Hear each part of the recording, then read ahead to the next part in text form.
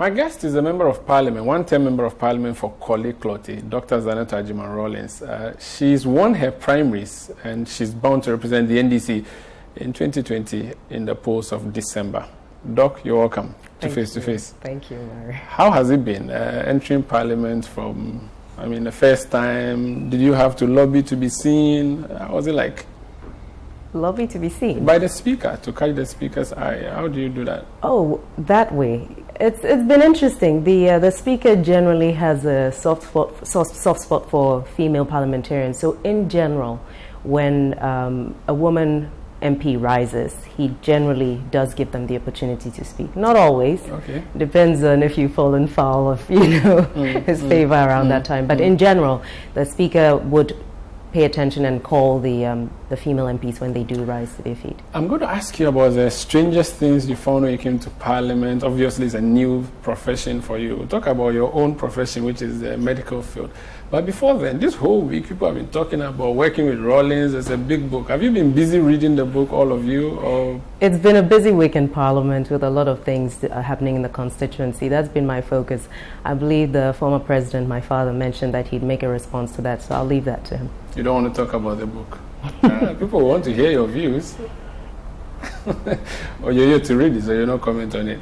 I think I'll stick with what I said. Okay. The former president says he will respond, and that's the way I think I should respect it. How is he doing, the old man? He's well. He's fine. He's well, yes. The old lady? She's well as well. Okay. Are you going to see them on the campaign trail, or?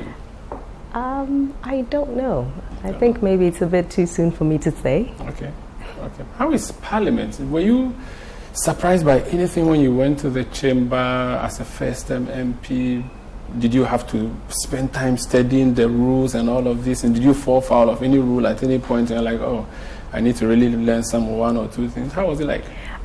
It's still a learning process, actually. And I think that's the reason why the generally leadership and the more experienced members of Parliament have been lamenting the high attrition rate in Parliament, because the more time you spend there, the more experience you get.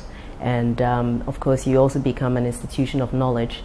And that's what contributes to making parliaments, the repository of knowledge and information that it is, or that it's meant to be. Yes, we do have the standing orders, and I am still, learning a lot of them, because the more you know in terms of knowing them offhand, the better. But we do have the book to make reference to. I guess one of the things that surprised me was the secret ballot is done in front of everyone. Oh, yes. So much for secrecy, yeah. but when we know how the whip system works in Parliament. So even though it's secret, you are told what you should vote for, correct? More or less. Once there's a 3-line whip, Okay. It kind of goes along that line, and it's quite clear. It's interesting because you go in there as an individual representing a constituency, but when it comes to certain issues, the collective takes precedence over the individual. How difficult has it been navigating personal views versus party views? Well, you are sitting on one side of the chamber, which means you have to agree en bloc with whatever they say, but you also have your personal views. How difficult has it been navigating through these? I think by and large, it hasn't been too difficult, because by and large, whatever it is that the party has taken a decision on has been in alignment with what I believe as well. And sometimes something on the surface does not seem very clear, but with, deeper interrogation and with speaking to the more experienced MPs there and leadership, you realize that there's a reason why we're doing what we do, and it's important to stay together and push, because it's for the interest of the voices that can't be heard on the floor. It's for the interest of the greater public. I know you don't speak for Parliament, but it's fair to ask. There are people who think that Parliament is just a rubber stamp. The minority will oppose, the majority would definitely support whatever the government brings in. Is there room for an independent-minded MP? And when I'm saying this, I'm referring to a former MP like PC Apiofore, who, even though belonged to the MPP side, was often seen to be a rebel. We could see people like Michael Tenya, who acted as a rebel at a point in time. Is that something that you think, if you did in Parliament, you would survive?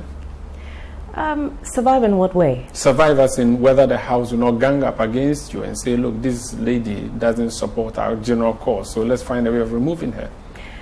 Well, that's a difficult one to say. I think by and large, you see, your being in Parliament did not happen necessarily through the votes of the people within the chamber. It happened from the constituency.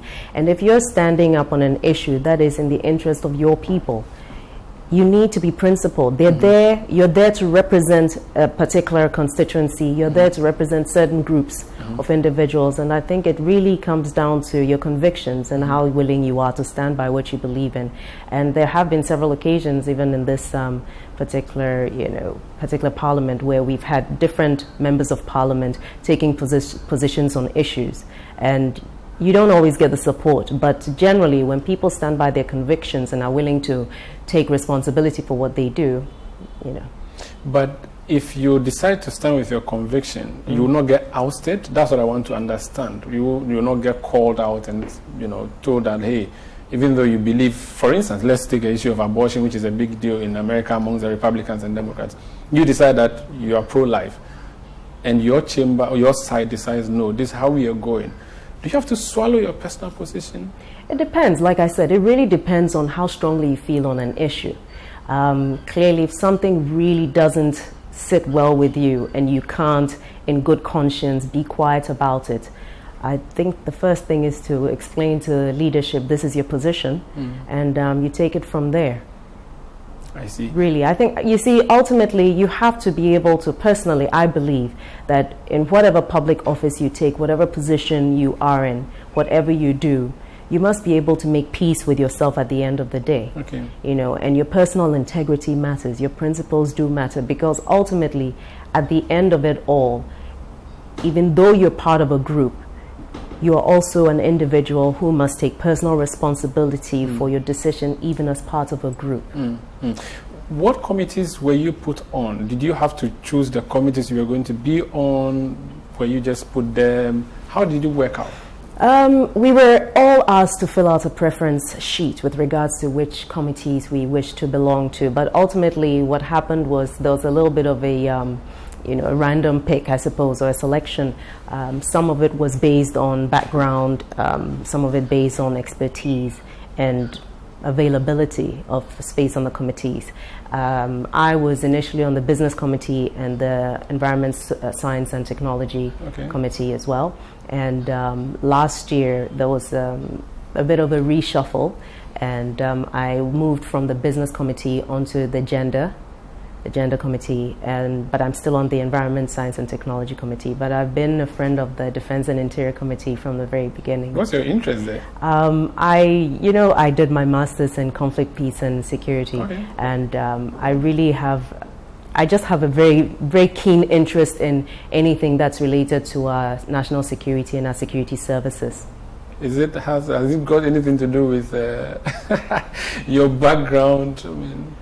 Maybe in part, because I did grow up with soldiers around, so it's not unfamiliar to me. But it's a real keen interest of mine, because any country that underestimates the value of its national security, that underestimates the value of its internal security, really does not understand that that is the foundation on which you build everything.